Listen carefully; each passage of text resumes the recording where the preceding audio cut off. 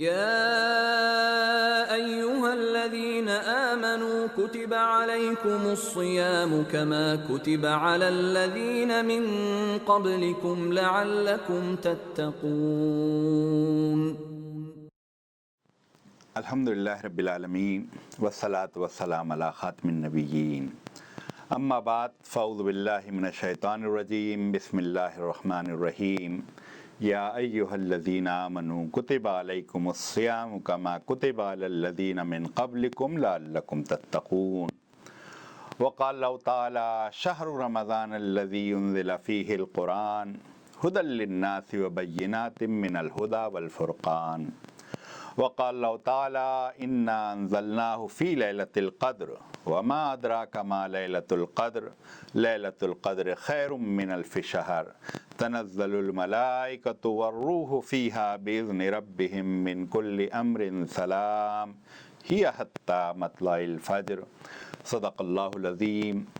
رب اشرح لی صدری ویسر لی امری واحلل عقدۃ من لسانی یفقہوا قولی۔ اللہم ارنا الحق حقا وارزقنا اتباعہ وارنا الباطل باطلا وارزقنا اجتنابہ۔ اللہم آنس وحشتنا فی قبورنا، اللہم ارحمنا بالقرآن العظیم واجعلہ لنا اماما ونورا وہدی ورحمہ۔ اللہم ذکرنا منہ ما نسینا وعلمنا منہ ما جہلنا وارزقنا تلاوتہ آناء اللیل وآناء النہار واجعلہ لنا حجتا یا رب العالمین، آمین۔ اما بعد، اللہ کا فضل و کرم ہے اور اسی کا شکر ہے کہ اس نے ایک مرتبہ پھر سے ہمیں ہماری زندگیوں میں رمضان کا ماہ مبارک عطا کیا۔ نیکیوں کا موسم بہار، جنت کے حصول کا ذریعہ، اللہ کی مغفرت کا سامان کرنے والا مہینہ ایک مرتبہ پھر سے ہماری زندگیوں میں داخل ہوا ہے۔ ورنہ واقعہ یہ ہے، بہت سارے لوگ پچھلے سال اس ماہ مبارک میں ہمارے ساتھ موجود تھے، اس کی تراویح میں، اس کی افطاریوں میں، اس کی نمازوں میں ہمارے دائیں اور بائیں موجود تھے، لیکن اس مرتبہ وہ موجود نہیں۔ ان کی کتاب زندگی بند ہوئی، ان کی مہلت عمل ختم ہوئی، اور وہ اپنا نامہ اعمال لے کر اپنے رب کے حضور حاضر ہو گئے۔ اللہ تعالیٰ نے ایک مرتبہ پھر سے ہمیں موقع دیا ہے کہ اس ماہ مبارک کو ایک مرتبہ پائیں، ورنہ بہت سارے لوگ تھے کہ جن کی زندگیوں میں اب یہ ماہ مبارک دوبارہ نہیں آئے گا، وہ یہ رحمت اور مغفرت کا مہینہ پھر سے نہیں پا سکیں گے۔ لیکن اللہ تعالیٰ نے ایک مرتبہ پھر سے ہمیں یہ موقع دیا ہے، اور واقعہ یہ ہے کہ بندہ مومن تو رمضان کے ماہ مبارک کا انتظار کرتا ہے۔ بظاہر مشکل مہینہ ہے، بھوکا رہنے کا، پیاسا رہنے کا، 4 بجے اور 3 بجے نیند توڑ کر اٹھ بیٹھنے کا مہینہ، لیکن ایسا کہیں نہیں ہے کہ لوگ محسوس کر رہے ہوں کہ ایک مصیبت ہے جو پڑنے والی ہے، ایک آزمائش ہے جس میں ہم مبتلا ہونے والے ہیں، اور ایک مشکل دور ہے اور ایک مشکل مہینہ اس سے ہمارا واسطہ ہے۔ ایک خوشی کی کیفیت ہے، ایک انبساط کی کیفیت ہے۔ گھر کے چھوٹے بچے ہوں، نوجوان ہوں، بڑے بزرگ ہوں، سب اس مہینے کا آمد کا انتظار کرتے ہیں۔ ایسا کیوں ہے؟ واقعہ یہ ہے، یہ جو اللہ کی خاطر، اور واقعہ یہ ہے، یہ آگے عرض ہوگا کہ اس ماہ مبارک میں جو بھوکا اور پیاسا انسان رہتا ہے، بس اللہ کے لیے ہوتا ہے، کوئی اور درمیان میں ہوتا ہی نہیں۔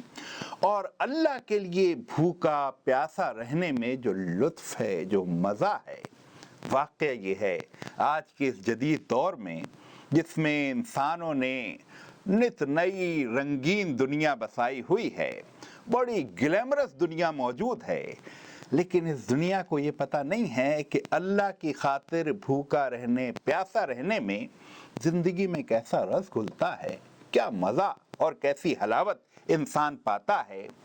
بس ایک مرتبہ پھر سے وہ ماہ مبارک ہماری زندگیوں میں آیا ہے، جس کے بارے میں سرکار دو عالم صلی اللہ علیہ وسلم نے فرمایا، رمضان کا ماہ مبارک آتا ہے، جنت کے دروازے کھول دیے جاتے ہیں، جہنم کے دروازے بند کر دیے جاتے ہیں۔ جنت کے دروازے انسان سوچ سکتا ہے کہ جنت کے دروازے کہیں کھلتے ہوں گے کسی آسمان پر یا جہاں کہیں جنت موجود ہے، لیکن یہ جنت ہے کس کے لیے؟ یہ ہے تو انسانوں کے لیے۔ اور واقعہ یہ ہے کہ رمضان کے ماہ مبارک میں ان جنت کے دروازے کھلنے کے براہ راست اثرات مجھ پر اور آپ پر مرتب ہوتے ہیں۔ کیا ایسا نہیں ہوتا کہ شعبان کی آخری تاریخ مغرب کی نماز ہم پڑھتے ہیں، کتنے حاضرین ہوتے ہیں؟ 3 رکعت فرض پڑھنی ہے، 5 7 10 منٹ بمشکل صرف ہونے ہیں، کہیں 4 صفحے ہیں، کہیں 5 صفحے ہیں، کہیں 6 صفحے۔ اب چاند رمضان کا نظر آ گیا اور اعلان ہو گیا کہ رمضان کا ماہ مبارک شروع ہو گیا ہے۔ عشاء کی نماز اب اس میں 27 رکعت ہونی ہیں، 4 فرض ہونے ہیں، 20 تراویح ہونی ہے، 3 وتر ہونے ہیں۔ بظاہر 1.5-2 گھنٹہ انسان کو مسجد میں گزارنے ہوں گے۔ عقل تو یہ کہتی تھی کہ جو کچھ حاضرین تھے وہ سب غائب ہو جائیں گے، بس مسجد کے امام اور مؤذن اور 2-4 نمازی رہ جائیں گے۔ کون 1.5 گھنٹہ شریک ہوگا؟ 27 رکعت کون کھڑے ہو کر پڑھے گا؟ لیکن سارے عقل کے تقاضے ایک طرف، مسجدیں بھر جاتی ہیں، جوق در جوق لوگ شرکت کے لیے مسجد میں آ جاتے ہیں۔ کیا فرق پڑا ہے؟ کیا کوئی حکومت لے کے آئی ہے؟ کوئی فوج اور پولیس پکڑ پکڑ کر لوگوں کو مسجد میں لائی ہے؟ جنت کے دروازے کھول دیے گئے ہیں اور براہ راست میں اور آپ اس سے متاثر ہوتے ہیں۔ اتنا عظیم الشان فرق لمحوں میں ہم میں واقع ہو جاتا ہے کہ مغرب کی 3 رکعت میں مسجد خالی اور عشاء کی 27 رکعت میں ساری مسجد بھری ہوئی ہوتی ہے۔ سبحان اللہ و بحمدہ، سبحان اللہ العظیم۔ واقعہ یہ اس پہ شکر ادا کرنا چاہیے، جس قدر شکر ادا کیا جائے کم ہے۔ پھر رمضان کے ماہ مبارک کی پہلی فجر آتی ہے۔ اس سے پچھلے دن بھی فجر کی نماز میں لوگوں نے دیکھا کہیں 1.5 صف ہے، کہیں 2 صف ہے، کہیں 2.5 صف ہے، لیکن رمضان کے ماہ مبارک کی پہلی فجر آئی اور آپ دیکھتے ہیں مساجد بھر جاتی ہیں۔ یہ لوگوں کو کیا ہو گیا ہے؟ جو 7-8 بجے تک جن کے لیے اٹھنا مشکل ہوتا تھا، اب یہ 4 بجے اٹھ بیٹھے ہیں، 3 بجے اٹھ بیٹھے ہیں، فجر کی نماز میں مسجد میں جمعے کا منظر پیش کر رہے ہیں۔ کیا چیز، کس چیز نے ان پر فرق ڈالا ہے؟ جنت کے دروازے کھول دیے گئے ہیں۔ اور کیسے پتہ چلے گا کہ جنت کے دروازے کھلے ہیں؟ مجھ پر اور آپ پر براہ راست اس کے اثرات مرتب ہوتے ہیں، اور میں اور آپ جو فجر کے لیے جن کے لیے اٹھنا مشکل ہوتا تھا، لیکن رمضان کے ماہ مبارک میں تہجد کے وقت اٹھ بیٹھتے ہیں۔ اور بہت سارے لوگ ہیں جو اس ماہ مبارک میں باقاعدگی سے تہجد گزار ہو جاتے ہیں۔ جنت کے دروازے کھول دیے گئے ہیں، اور یہ کیفیت کراچی سے لے کر لندن تک اور پشاور سے لے کر نیو یارک تک امت مسلمہ کی مساجد میں ہر جگہ یہ کیفیت ہوتی ہے۔ حاضری بڑھ جاتی ہے، مسجد میں رونقیں آ جاتی ہیں، ایک کیفیت بدل جاتی ہے۔ اور رمضان کا ماہ مبارک یہ پیغام بھی لے کر آیا ہے۔ یہ جو ایک مایوس کن دور میں ہم ہیں اور ہمارا خیال ہے کوئی تبدیلی نہیں آ سکتی، کوئی مثبت تبدیلی، انقلاب نہیں آ سکتا۔ انقلاب تو ایک دن میں آتا ہے۔ مغرب میں ایک کیفیت، عشاء میں ساری کیفیت بدل جاتی ہے۔ ایک دن پہلے فجر میں ایک کیفیت، دوسرے دن ساری مسجد بڑھ جاتی ہے۔ یہ انقلاب کیسے آ گیا؟ یہ تبدیلی اس لیے کہ لوگوں کو پتا ہے یہ جو چاند نظر آیا ہے رمضان کے ماہ مبارک کا، جنت کے دروازے کھولنے والا مہینہ ہے، جہنم کے دروازے بند کرنے والا مہینہ ہے۔ یہ اعتماد اور یقین ہے جس کے نتیجے میں ایک دم سے لوگ بدل جاتے ہیں۔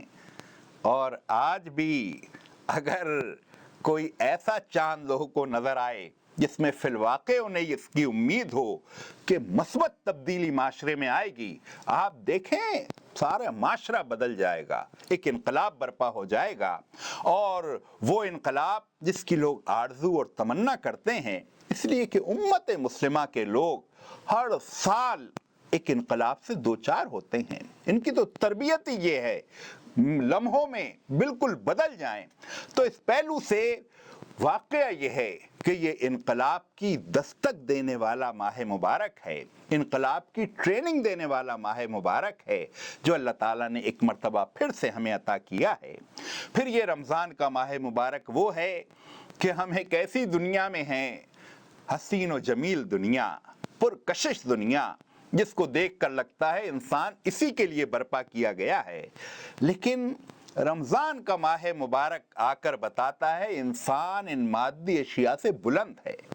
دور جدید نے یہ سمجھایا ہے تم مادیت کے غلام ہو، تم چائے کے غلام ہو، تم کھانے کے غلام ہو، پانی کے بغیر رہ نہیں سکتے، لیکن نہیں، رمضان کا ماہ مبارک شروع ہوتا ہے وہ چائے جس کے بارے میں میرا خیال ہوتا ہے چھوڑوں گا کیسے، چائے میں چھوڑ دیتا ہوں، پانی چھوڑ دیتا ہوں، کھانا پینا چھوڑ دیتا ہوں، جو سگریٹ پینے والے ہوتے ہیں وہ سگریٹ چھوڑ دیتے ہیں۔ کوئی چیز انسان سے بڑھتر نہیں ہے، سب چیزیں انسان کی خدمت گار ہیں، لیکن ذہن سازی یہ کی گئی ہے کہ یہ ساری مادی اشیاء ان کا انسان غلام ہے۔ انسان ان کا غلام نہیں ہے، انسان تو اشرف المخلوق ہے۔ لقد خلقنا الانسان فی احسن تقویم، یہ جو اللہ تعالیٰ نے فرمایا کہ ہم نے تو انسان کو بڑے ہی اعلیٰ طریقے سے پیدا کیا ہے، اور رمضان کا ماہ مبارک انسان کی عظمت کا اظہار کرتا ہے۔ نہ تو زمیں کے لیے ہے نہ آسماں کے لیے، جہاں ہے تیرے لیے تو نہیں جہاں کے لیے، یعنی یہ سارا عالم خدمت کرنے کے لیے اگر بنایا گیا ہے تو انسان کی خدمت کے لیے۔ سخر لکم ما فی السماوات والارض، زمین آسمان میں جو کچھ ہے تمہارے لیے مسخر کیا گیا ہے، اور انسان نے سمجھ رکھا ہے کہ وہ اس کا غلام اور بندہ ہے۔ رمضان کا ماہ مبارک آ کر ایک مرتبہ پھر سے انسان کی عظمت کو بحال کرے گا اور بتائے گا کہ انسان سب سے بڑھ کر ہے، وہ جب چاہے چائے چھوڑ سکتا ہے، کھانا چھوڑ سکتا ہے، پانی چھوڑ سکتا ہے۔ اور پھر یہ رمضان کا ماہ مبارک ایک اور خوشخبری لے کر آ رہا ہے۔ ساری دنیا مل کر کوششیں کرتی رہی کہ قرآن سے ہمارا رابطہ کاٹ دیا جائے، قرآن سے ہمارا ناطہ توڑ دیا جائے، لیکن واقعہ یہ ہے ادھر رمضان کا ماہ مبارک شروع ہوا، پہلی ہی تراویح، اور آپ دیکھیں لوگ مساجد بھر دیتے ہیں قرآن سننے کے لیے، اور اب تو کیفیت بدلتی چلی جا رہی ہے، بازاروں میں قرآن ہے، ہالوں میں قرآن ہے، اس قدر ورائٹی تراویح کی ہے، 6 روزہ تراویح اور 5 روزہ تراویح اور 10 روزہ تراویح، ترجمے کی تراویح، تفسیر کی تراویح، رات 2-2 بجے تک چلنے والی تراویح۔ اور ایسا نہیں ہے کہ وہ جو 5 روزہ تراویح جہاں 6 پارے روز پڑھے جانے ہیں، لوگوں کا خیال ہو وہاں 5-10 لوگ شریک ہوں گے، 100-200 لوگ شریک ہوں گے، ہزاروں لوگ شریک ہوتے ہیں۔ کیا چیز ہے؟ سب کی آرزو اور تمنا یہ ہوتی ہے کہ ایک مرتبہ رمضان کے ماہ مبارک میں قرآن کی سماعت کر لی جائے، قرآن کو سن لیا جائے۔ یہ کون کر رہا ہے؟ واقعہ یہ ہے وَمَكَرُوا وَمَكَرَ اللَّهُ وَاللَّهُ خَيْرُ الْمَاكِرِينَ، یہ تو اللہ ہے جو اپنا کام کر رہا ہے، کوئی پروپیگنڈا، کوئی میڈیا، کوئی حکومت اس کو کوئی پروموٹ نہیں کر رہی، لیکن از خود لوگوں میں یہ کیفیت ہے اور بڑھتی چلی جا رہی ہے کہ قرآن سننے کے لیے جوق در جوق آ جاتے ہیں۔ اور واقعہ یہ ہے کہ خواتین ہوں، بے شمار حافظات ہیں جو کہ بڑھ گئی ہیں، گھروں میں تراویح ہو رہی ہے اور ترجمے اور تفسیر کی تراویح، لیکن سوال یہ ہے کہ کیا یہ سلسلہ یوں ہی چلتا رہے گا؟ لوگ قرآن سنتے رہیں گے اور قرآن کو، اور یہاں ایک بات میں اور عرض کر دوں، قرآن بھی لوگ سنتے ہیں، کھڑے ہو کر سنتے ہیں، اور واقعہ یہ قرآن کھڑے ہو کر ہی پڑھنے اور سننے کی چیز ہے۔ وہ جو حضور اکرم صلی اللہ علیہ وسلم پر قرآن نازل ہونا شروع ہوا، آپ کو جو ابتدائی ہدایات دی گئیں، یا ایھا المزمل قم اللیل الا قلیلا نصفہ او انقص منہ قلیلا او زد علیہ ورتل القرآن ترتیلا، کہ اوڑھ لپیٹنے والے اٹھ کر کھڑے ہو جاؤ، راتوں کا قیام کرو، اور اس میں کیا کرو؟ قرآن کو ترتیل کے ساتھ پڑھو، کھڑے ہو کر۔ اور حضور اکرم صلی اللہ علیہ وسلم کبھی ساری رات، کبھی پونی رات، کبھی آدھی رات کھڑے ہو کر قرآن پڑھتے تھے، پاؤں بعض اوقات پاؤں پر ورم آ جاتا تھا۔ رمضان کے ماہ مبارک میں اس سنت کے مطابق ساری آبادی ہی کھڑے ہو کر قرآن سنتی ہے، کھڑے ہو کر قرآن پڑھا جا رہا ہوتا ہے۔ تو سوال یہ پیدا ہوتا ہے کہ لوگ قرآن یوں ہی سنتے رہیں گے، یوں ہی پڑھتے رہیں گے؟ وہ امت مسلمہ جس کے پاس 60 سے 70% نوجوان ہیں، اور ویسے یہ نوجوان کیوں ہیں امت کے پاس؟ کہ کس نے یہ کام کیا ہے؟ واقعہ یہ بھی اللہ ہی کا کام ہے جس نے امت مسلمہ کے پاس اتنی بڑی تعداد میں نوجوان رکھے ہیں۔ کل یہ نوجوان سوال کرنے والے ہیں کہ کیا یہ قرآن حکیم بس اسی طرح پڑھنے اور سننے کے لیے ہے؟ یہ سارا نظام یوں ہی چلتا رہے؟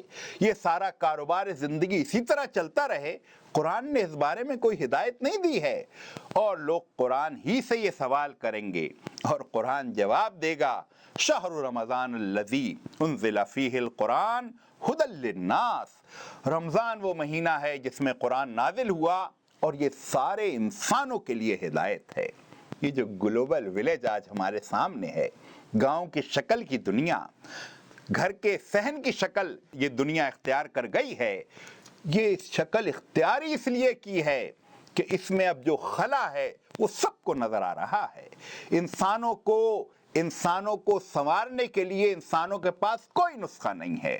یہ ہارورڈ، یہ آکسفورڈ، یہ لندن اسکول آف اکنامکس، اس کی پروڈکشن اور پیداوار کو لوگ دیکھ رہے ہیں۔ کرپشن کی بہار ہے، بددیانت اور خائن لوگ اس کی پیداوار ہیں۔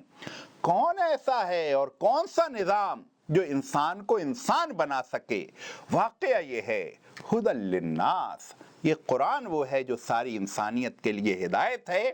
اور اگلا مرحلہ اب انشاءاللہ وہ شروع ہونا ہے جب لوگ اس طرف سوچیں گے اور اس طرف بڑھیں گے کہ اس کتاب پر عمل ہونا چاہیے۔ یہ کب تک ہم پڑھتے رہیں گے؟ یہ کب تک ہم کھڑے ہو کر سنتے رہیں گے؟ کتاب تو یہ کھڑا کر دینے والی ہے، لیکن بس ہم سنتے ہیں اور گھر جا کر بیٹھ جائیں کہ دیر تک یہ مسئلہ اور یہ کیفیت چلنے والی نہیں ہے، بلکہ آگے یہ سوال اس کا جواب لوگ پائیں گے، اور فی الواقع اس گلوبل ولیج میں قرآنی نظام بالآخر نافذ ہونا ہے۔ اور اسی لیے آپ دیکھیں کہ قرآن کے حفظ کی کیفیت بڑھتی چلی جا رہی ہے، اور اس حفظ کے پورے ماحول کو بنانے میں آپ سے عرض کروں کہ میرا اور آپ کا بھی حصہ ہے، میرا اور آپ کا حصہ۔ اس قرآن کے بارے میں اللہ تعالیٰ نے تو ذمہ لیا ہے، اِنَّا نَحْنُ نَزَّلْنَا الذِّکْرَ وَإِنَّا لَهُ لَحَافِظُونَ۔ ہم نے اس قرآن کو نازل کیا ہے، ہم اس کی حفاظت بھی کریں گے، لیکن مجھ سے اور آپ سے حفاظت کا کام وہ کیسے لیتا ہے؟ واقعہ یہ ہے، یہ جو بازاروں میں، یہ جو ہالوں میں، یہ جو مساجد میں ہزاروں لاکھوں کی تعداد میں قرآن سننے کے لیے لوگ آ رہے ہیں، اگر یہ سننے کے لیے نہ آتے اور تراویح میں حافظ قرآن اور 2-4 نمازی کھڑے ہوتے تو یہ حفظ کا شوق لوگوں میں نہ پیدا ہوتا، حفظ کی ایک کشش لوگوں میں نہ پیدا ہوتی۔ یہ تو جوک در جوک لوگ جو قرآن سننے کے لیے آتے ہیں، اس کی وجہ سے حفظ کا شوق، حفظ میں کشش، اور یوں سارا ماحول اور معاشرہ مل کر قرآن کی حفاظت کے کام میں شریک ہو گیا ہے۔ کیسا عظیم الشان کام ہے جو اللہ تعالیٰ مجھ سے اور آپ سے لے رہا ہے، اور مجھ کو اور آپ کو اللہ تعالیٰ اس بابرکت کام میں گویا شریک کر رہا ہے۔ اور پھر یہ وہ ماہ مبارک ہے، اِنَّا أَنزَلْنَاهُ فِي لَيْلَةِ الْقَدْرِ، اس میں لیلۃ القدر ہے، آخری عشرے میں۔ اور اس آخری عشرے میں ایک اور کیا خاص بات ہے، تنزل الملائکۃ والروح، فرشتے اور جبرائیل علیہ السلام اس میں نازل ہوتے ہیں۔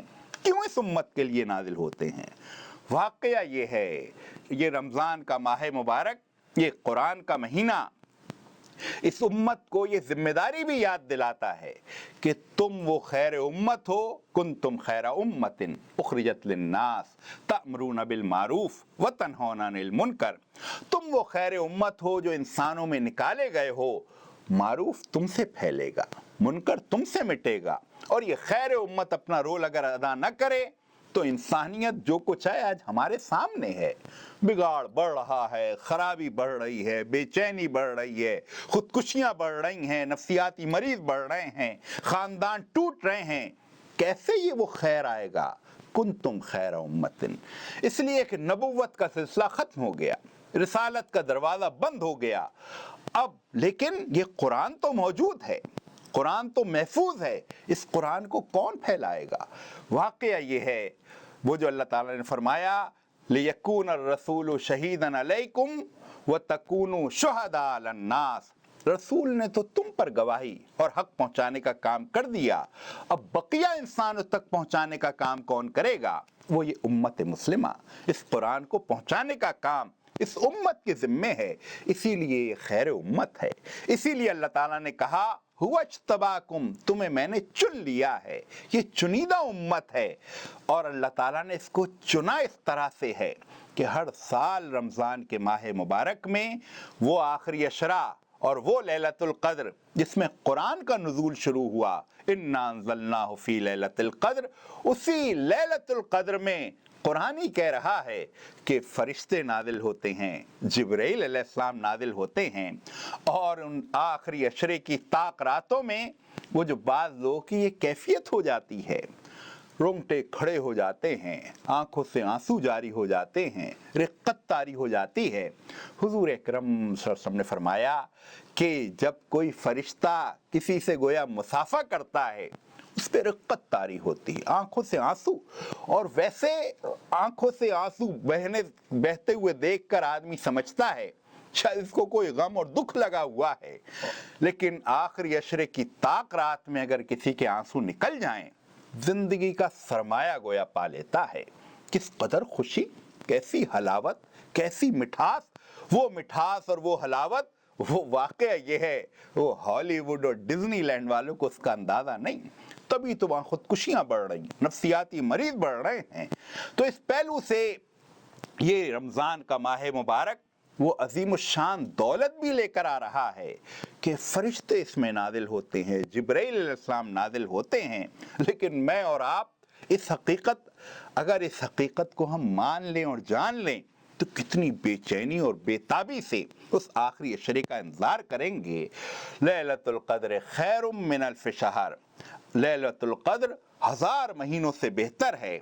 بس اس پہلو سے ایک مرتبہ پھر سے وہ عظیم الشان ماہ مبارک اللہ تعالیٰ نے ہمیں عطا کیا ہے. یا ایھا الذین آمنوا کتب علیکم الصیام کما کتب علی الذین من قبلکم لعلکم تتقون. اے اہل ایمان، تم پر روزے فرض کر دیے گئے ہیں جیسا کہ تم سے پچھلے لوگوں پر فرض کیے گئے، تاکہ تم میں تقوی پیدا ہو جائے. یہ تقوی کیا چیز ہے؟ تقوی لفظ سن کر ہمارے ذہن میں آتا ہے خاص قسم کا جبہ قبہ ہوگا، خاص قسم کی داڑھی ہوگی، یہ خاص قسم کی وضاقتہ. یہ وضاقتہ کا نام تقوی نہیں ہے، بلکہ حضرت عمر رضی اللہ تعالیٰ عنہ نے حضرت ابی ابن کعب رضی اللہ تعالیٰ عنہ سے پوچھا تقوی کیا ہے؟ حضرت ابی ابن کعب رضی اللہ تعالیٰ عنہ نے پلٹ کر حضرت عمر سے سوال کیا کہ عمر، کبھی تم نے کسی پگڈنڈی پر سفر کیا ہے؟ ایسا باریک راستہ جس کی دونوں طرف جھاڑیاں اور کانٹے ہوں، کبھی اس سے گزرے ہو؟ حضرت عمر رضی اللہ تعالیٰ عنہ نے فرمایا ہاں گزرا ہوں. تو حضرت ابی بن کعب رضی اللہ تعالیٰ عنہ نے پوچھا ہے اب عمر پھر تم نے کیا کیا؟ حضرت عمر رضی اللہ تعالیٰ عنہ نے فرمایا کہ میں نے احتیاط کی، کپڑوں کو سنبھالا، دامن کو بچایا، سنبھل کر گزرا، کہیں کوئی کانٹا کوئی جھاڑی میرے دامن سے الجھ نہ جائے، میرے دامن میں سوراخ نہ کر دے، گویا میرے دامن کو داغدار نہ کر دے. حضرت ابی بن کعب رضی اللہ تعالیٰ عنہ نے فرمایا بس یہی تقوی ہے. اس دنیا میں رہتے ہوئے دنیا چھوڑنے کا نام تقوی نہیں ہے، جنگلوں میں نکل جانے کا نام تقوی نہیں ہے. اسی دنیا میں رہتے ہوئے آدمی اپنے آپ کو گناہوں سے خطاؤں سے بچا لے، یہ تقوی ہے. اور یہ وہ ٹریننگ ہے جو رمضان کا ماہ مبارک دیتا ہے، ماہ سیام دیتا ہے. اس ماہ سیام میں ہم یہ نہیں کرتے کہ وضو کے لیے بظاہر ظہر میں سخت گرمی بھی پڑ رہی ہوتی ہے، ایک مرتبہ نہیں 3 مرتبہ ہم وضو کے لیے منہ میں پانی لے کر جاتے ہیں، کلی کرتے ہیں، لیکن اگر میں خاموشی سے ایک مرتبہ کلی کو غٹ کر کے پی جاؤں کس کو پتہ چل جائے گا؟ لیکن نہیں، سارے لوگ احتیاط کرتے ہیں، حلق سے نیچے قطرہ نہیں جانا چاہیے۔ یہ کیا چیز ہے؟ تقویٰ بس اس کا نام ہے۔ اور واقعہ یہ ہے، اس کو اگر کوئی چیز روکتی ہے، کوئی فوج، کوئی مشینری، کوئی میکینزم ایسا نہیں کہ حلق میں جاتے ہوئے قطرے کو میرے چیک کر سکے، لیکن مجھے احساس کیا ہوتا ہے؟ وہ جو اللہ تعالیٰ نے فرمایا ہے، نحن اقرب الیہ من حبل الورید، ہم تمہاری رگے گردن سے قریب ہیں۔ یعنی اللہ سے قربت کا یہ احساس ہے جو بھوکا اور پیاسا رکھ لیتا ہے، ورنہ دنیا میں کوئی طاقت نہیں ہے کہ ہمیں بھوکا رکھ سکے، ہمیں پیاسا رکھ سکے، ہمیں اپنے وضو کے وقت حلق میں جاتے ہوئے پانی روک سکے، غسل کرتے وقت منہ میں جاتے ہوئے پانی کو کوئی روک سکے۔ کسی میں یہ قوت نہیں ہے۔ رب ہے ہمارا، اور ہم اپنے رب سے ایسے جڑ جاتے ہیں، ایسے اس کے قریب ہو جاتے ہیں کہ کوئی دیکھ رہا ہو نہ دیکھ رہا ہو ہم احتیاط کرتے ہیں۔ اور وہ جو اللہ تعالیٰ نے فرمایا وَهُوَ مَعَكُمْ أَيْنَمَا كُنْتُمْ، جہاں کہیں تم ہو وہ تمہارے ساتھ ہے۔ اس رمضان کے ماہ مبارک میں اللہ کے ساتھ ہونے کا یہ احساس ہمارے اندر ہوتا ہے۔ گھر میں خواتین باورچی خانے میں ہوتی ہیں، افطار کی تیاری کر رہی ہوتی ہیں، لیکن ایسا نہیں ہے کہ دیکھ تو کوئی نہیں رہا تو وہ تو افطار کر ہی لیں۔ ہر ایک احتیاط کرتا ہے کہ حلق سے نیچے قطرہ اور رزمہ نہ جائے۔ تقویٰ بس اس کا نام ہے۔ اور میں آپ سے عرض کروں، دنیا میں یہ ٹریننگ کسی کے پاس نہیں ہے۔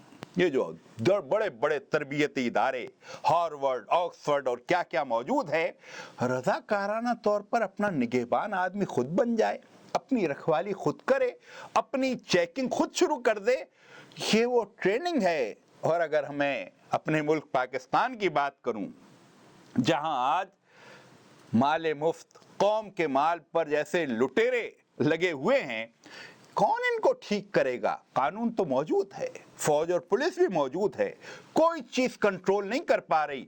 واقعہ یہ ہے، یہ رمضان کا ماہ مبارک اس کی تقویٰ کی ٹریننگ ہے جو لوگوں کو قابو کر سکتی ہے۔ اور یہ کس طرح ٹریننگ دیتی ہے؟ وہ جو حضرت ابوبکر صدیق رضی اللہ تعالیٰ عنہ کا واقعہ آتا ہے، وقت کے سربراہ بن گئے، خلیفہ وقت بن گئے، گھر کے اندر کھانا کھانے کسی دن آئے، اور کھانا جب کھانے لگے تو دیکھا گھر کھانے پر میٹھا بھی کچھ موجود ہے۔ انہوں نے اپنی اہلیہ سے پوچھا کہ یہ میٹھا کہاں سے آ گیا؟ ان کی اہلیہ نے کہا آیا نہیں ہے کہیں سے میٹھا، یہ جو آپ خلافت کر رہے ہیں، حکمرانی کر رہے ہیں، اس کا ہمیں روزینہ ملتا ہے، وظیفہ ملتا ہے، اس میں آٹا بھی ہے جو ہمیں ملتا ہے، تو میں نے کچھ عرصے یہ کیا کہ ایک مٹھی آٹا بچا کے رکھا، اور جب وہ آٹا کچھ وقت جمع ہو گیا تو آج میں نے اس کا میٹھا بنا لیا ہے۔ یہ آیا کہیں سے نہیں ہے، تو وہ ہے آٹا جو روز ہمیں ملتا ہے۔ حضرت ابوبکر صدیق نے یہ بات سن لی، کھانے سے فارغ ہوئے، اپنے بیت المال، اسٹور روم، وزارت خزانہ پہنچے، اور جا کر وہاں ہدایت کیا دی کہ قوم کی امانت میں سے ایک مٹھی آٹا تم ہمیں زیادہ دے دیتے ہو، اس کو فوراً روک لو، آئندہ یہ ایک مٹھی آٹا ہمیں زیادہ نہیں آنا چاہیے۔ قوم کی امانت یعنی جو روزے میں جائز پانی حلق سے نیچے نہ جانے دے، جائز کھانے سے رک جائے۔ یہ جو چیزیں گھر پر ہیں ہمارے، یہ کیا ناجائز ہیں؟ پانی بھی جائز، کھجور بھی جائز، لیکن اللہ کی خاطر ہم جائز چیزوں کو بھی چھوڑ دیتے ہیں۔ تو حضرت ابوبکر صدیق رضی اللہ تعالیٰ عنہ گویا ان کا ذہن یہ تھا کہ جب ہم جائز چیزیں چھوڑ دیتے ہیں، قوم کی امانت میں سے ناجائز چیز، اس سے اپنا پیٹ بھریں۔ واقعہ یہ ہے، یہ وہ ٹریننگ ہے، یہ جو ہم پڑھتے ہیں حضور اکرم صلی اللہ علیہ وسلم کے بارے میں، سلام اس پر کہ جس نے بادشاہی میں فقیری کی۔ بادشاہی میں فقیرانہ زندگی، لوگوں کو تو تقسیم کر رہے ہیں، اپنے آپ بچ بچ کر احتیاط کے ساتھ۔ یہ وہ ٹریننگ با اختیار لوگوں کی ٹریننگ، صاحبان اختیار کی ٹریننگ۔ اور ہمارے ایک بزرگ کہتے تھے یہ حکمرانوں کی ٹریننگ کا مہینہ ہے کہ وہ اگر اپنے اختیارات کا ٹھیک استعمال شروع کر دیں، ساری قوم میں بہار آ جائے، سارے غم غلط ہو جائیں، سارے دکھ دور ہو جائیں۔ یہ وہ تقویٰ کی عظیم الشان ٹریننگ ہے جو رمضان کا ماہ مبارک لے کر آ رہا ہے اور لے کر آیا ہے۔ اور اس سے اگر کوئی تقویٰ کی یہ ٹریننگ لے لے کہ آدمی رضاکارانہ طور پر اپنے حقوق سے گویا دستبردار ہو جائے، اس سے معاشرے میں جو خوشیاں آئیں گی، معاشرے میں جو سکھ اور چین آئے گا۔ اسی لیے وہ جو ایک حدیث قدسی ہے، حضور اکرم صلی اللہ علیہ وسلم نے فرمایا کہ اللہ تعالیٰ فرماتا ہے کہ روزہ تو بس میرے لیے ہے، میں اس کا اجر دوں گا۔ روزہ میرے لیے ہے، رب کے لیے، تو یہ نماز، حج اور زکوٰۃ یہ کس کے لیے ہے؟ واقعہ یہ ہے نماز، حج اور زکوٰۃ، اس میں نماز انسان پڑھتا ہے، لوگ دیکھ رہے ہوتے ہیں، رکوع ہوا، سجدہ ہوا۔ حج تو لاکھوں کے مجمع میں ہوتا ہے، اور زکوٰۃ کتنی چھپا کے دی جائے، کم از کم ایک آدمی ہے جو لینے والا۔ لیکن روزہ، وضو کے لیے میں منہ میں پانی لے کر گیا، کس کو پتا ہے میں نے پیا یا واپس کیا؟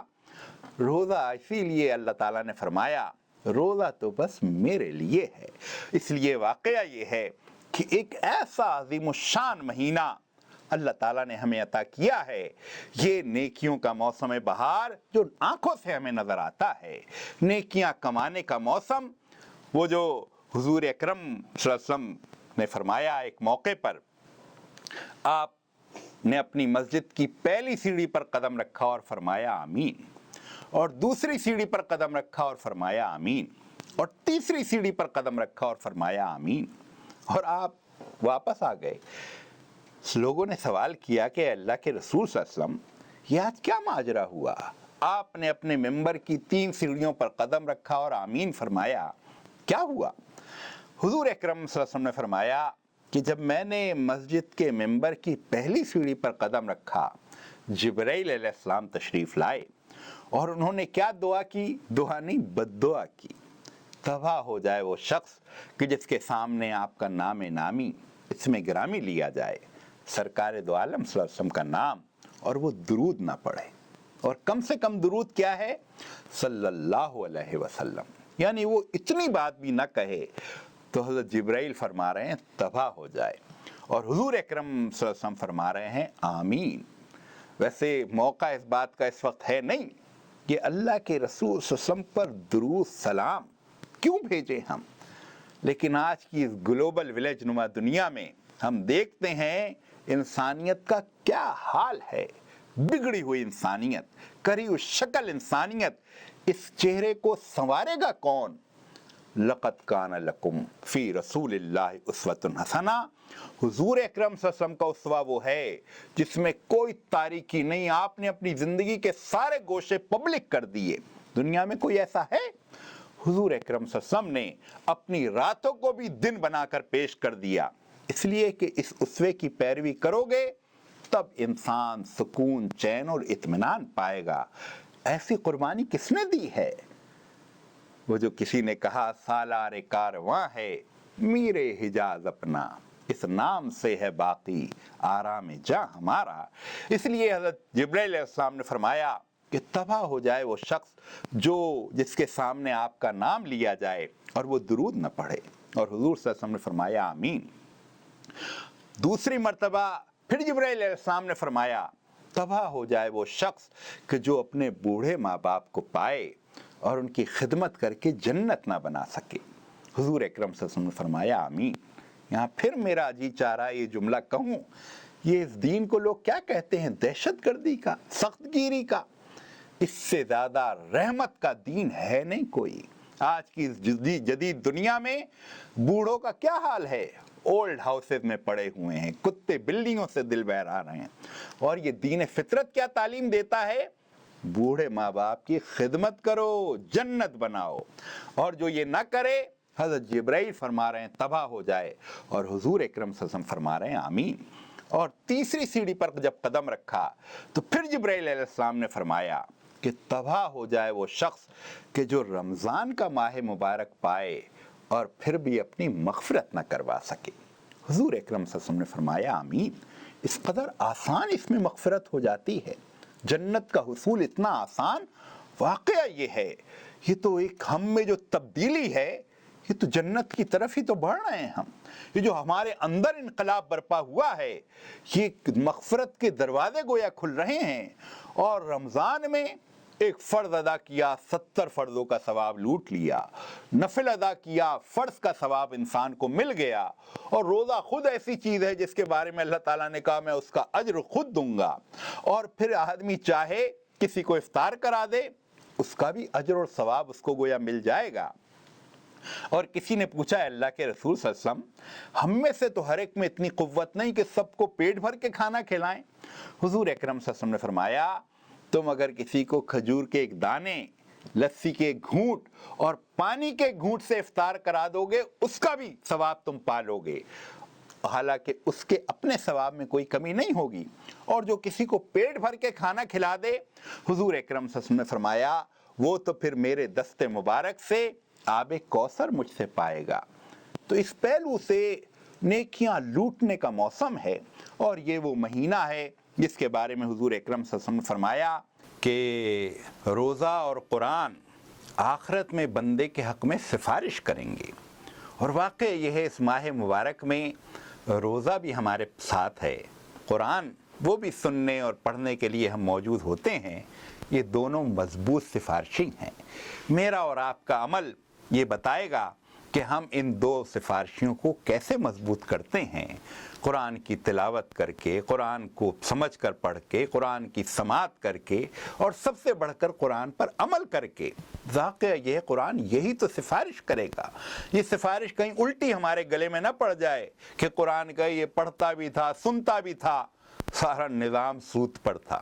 اور اللہ تعالیٰ نے کہا سود کے بارے میں، بِحَرْبٍ مِّنَ اللَّهِ وَرَسُولِهِ، اللہ اور اس کے رسول سے جنگ ہے۔ یہ اس جنگ میں شریک تھا، اس جنگ سے فیضیاب ہوتا تھا، تلاوت بھی کرتا تھا۔